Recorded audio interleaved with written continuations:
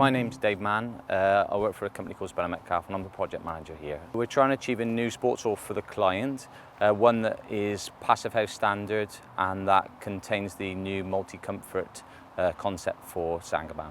I'm Bill Cave, I'm a director of Metcalfe. It's been excellent working with Saint-Gobain.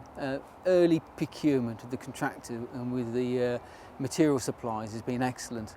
To have more time front end with the design team and the product suppliers at Saint-Gobain has been value added and benefited to the project. So when you get to site, a lot of most of the problems have been ironed out. We sat down with a team and it's been a great team as well.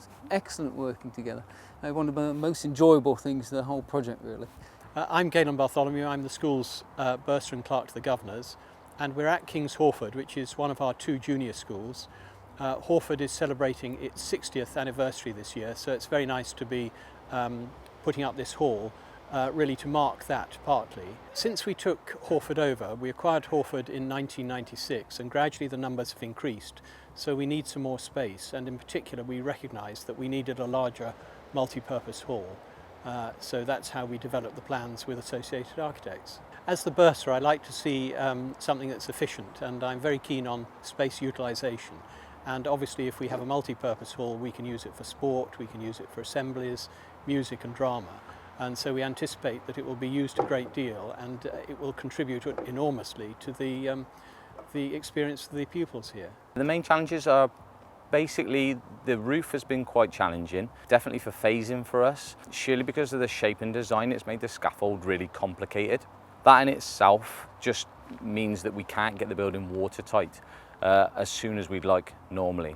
So as you can see behind us, there's elements that still aren't finished because the actual scaffold has to come through the fabric of the building. We've used cantilevered scaffolds before, but it's an unusual shaped roof.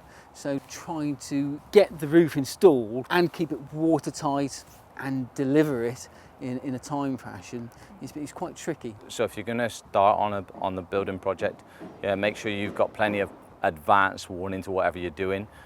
Talk through with everybody everything. Don't be afraid to ask every question, even the smallest one, and get on board with the design team really, really early. People only change their environment when it feels not how they want it to be. So obviously if that's being controlled by the building itself, then obviously that's more efficient. That works for the occupant and it works for the environment. Cost efficient wise, it's far better, but the benefits are obviously at the end, aren't they, once you're actually using it. I think this building is fit for purpose, and I also think it looks fantastic as well. Anybody who has the opportunity to build a new building these days really has a moral obligation to try and build the most energy efficient building they can.